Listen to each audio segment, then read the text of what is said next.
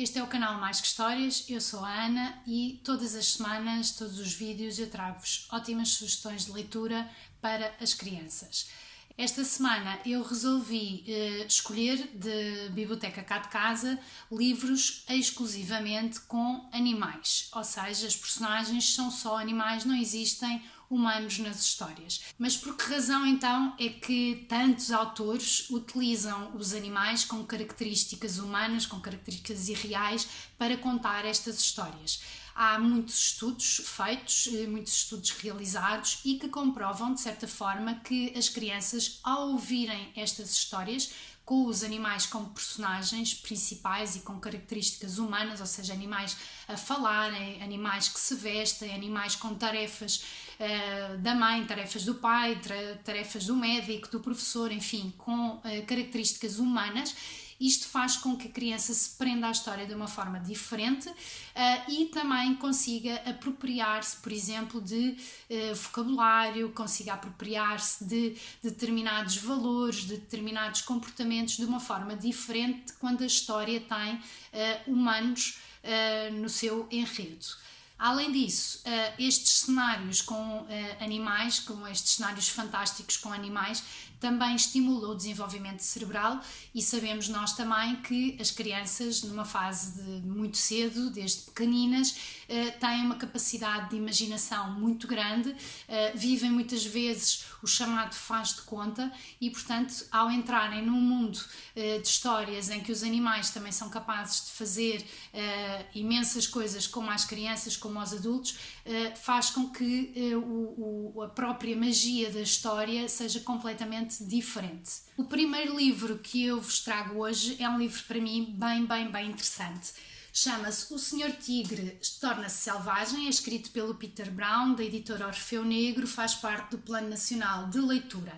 E para mim tem um tema bem sério para os adultos que o vão ler e também um tema muito importante para as crianças. Para os adultos, porque no fundo é aqui um bocadinho um abre-olhos à nossa sociedade, à forma como nós vivemos em sociedade e que muitas vezes andamos todos vestidos da mesma maneira, vamos todos aos mesmos sítios, fazemos todas as mesmas coisas, no fundo para sermos aceites.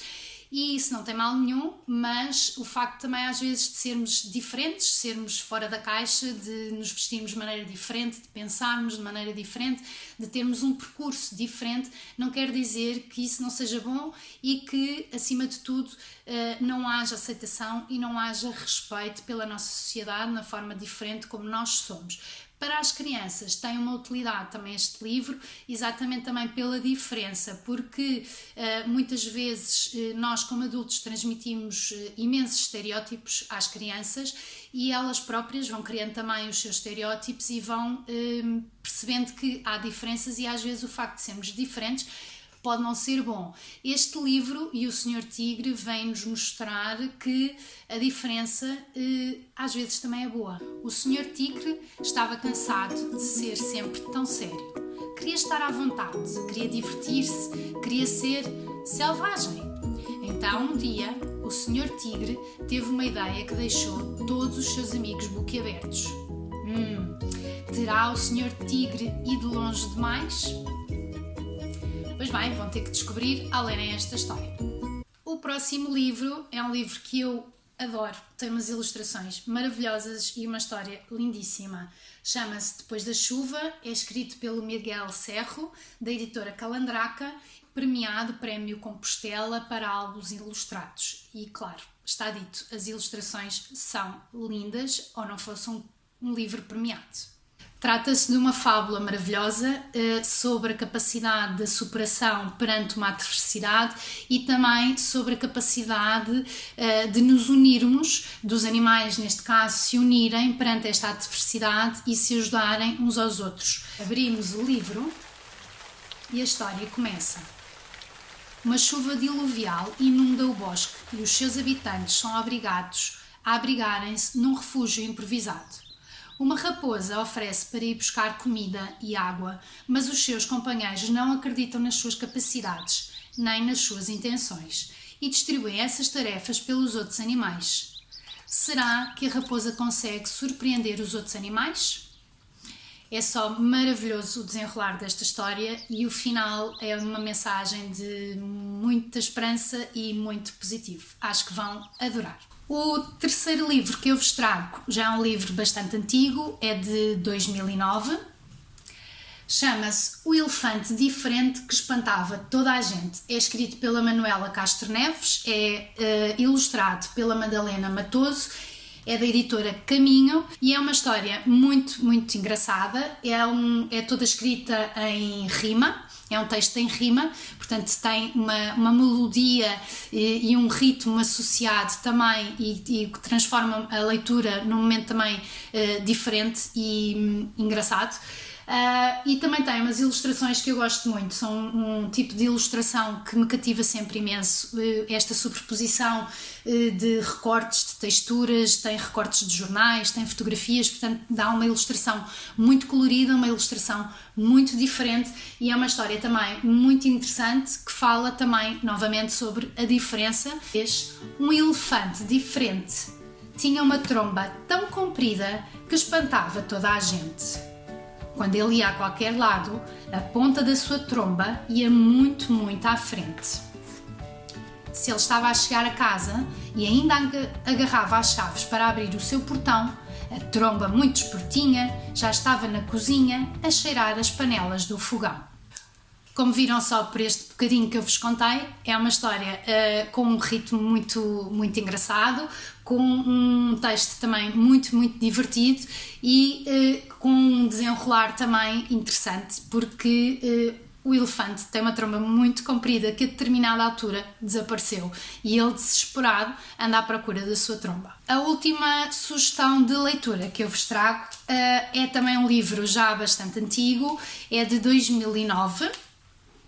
Chama-se Croco, é escrito pelo Roberto Aliaga e ilustrado por Minako Shiba, é da editora OKO.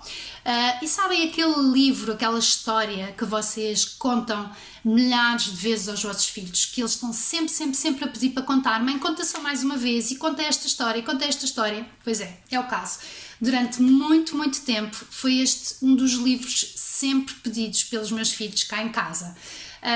Muitas vezes já me têm perguntado porque que as crianças gostam sempre de ouvir a mesma história e para mim, em determinada idade, isto significa uma questão de segurança, ou seja, a criança apropria-se da história, conhece a história e isso dá-lhe uma segurança muito grande e o facto depois também de poder interagir na história de outra maneira, de poder ler a história de outra maneira, mas é uma fase e, portanto, não deixem de contar a história se eles pedirem para contar mais uma vez, mas obviamente que vão tentando aos bocadinhos introduzir outras histórias. Esta história também é uma história que eu acho que pode ser muito útil para uma fase que uma grande parte das crianças passa, que é quando vem um irmão. E normalmente temos uma mãe muito disponível, quando é o primeiro filho, sempre muito disponível para brincar, para contar as histórias, para dar o banho, etc, etc. De repente vem um irmão e a mãe, durante o processo da gravidez e depois fica menos disponível, com menos tempo, mais cansada e isso tem uma série de reflexos no irmão ou na irmã mais velha. E esta é a história do Croco. Tenho fome, disse o Croco. Na beira do rio, a mamã não tirava os olhos do ninho. No ninho havia um ovo, no ovo um irmãozinho novo. A mamã não se afastava dele, nem para dormir, nem para comer. Tenho fome, repetiu o Croco. E este livro, que para mim é um tesouro, como eu já vos disse, fala da história de uma mãe crocodilo que está muito concentrada na sua tarefa de chocar o ovo, mas tem outro filho que está cheio de fome e que pede para comer. E a mãe, sem sair do ninho, diz ao seu filho para ele ir procurar comida. E, portanto, há aqui uma série de situações engraçadas do filho, do Croco, à procura de comida e que chega ao final do livro e fiquem descansados porque ele encontra comida. Por isso, se eventualmente aí em casa estarão a passar por esta situação ou se conhecem alguém que também está a passar por esta situação, estar à espera de bebê e de ter um filho ou uma filha mais velha e às vezes estarmos aqui angustiadas com esta situação. Este é um livro que pode ajudar a desmontar um bocadinho a situação, que pode relativizar um bocadinho estas preocupações das mães e ajudar também os filhos a perceber que há espaço para todos e apesar do tempo ficar um bocadinho mais reduzido quando vem um irmão, não deixa de ser um tempo de carinho, não deixa de ser um tempo de amor. É mais uma sugestão aí para casa. Esta semana no Instagram do canal eu vou partilhar nos stories mais alguns livros que temos cá em casa e que têm esta temática, ou seja, que sejam livros só com personagens que são animais. E eu adorava que vocês também partilhassem comigo as histórias que têm aí por casa dentro desta temática lá no Instagram, nos stories, com o hashtag Mais Que Histórias. Fico à espera das vossas partilhas, espero que tenham gostado de mais estas sugestões de leitura. Adeus e até para a semana!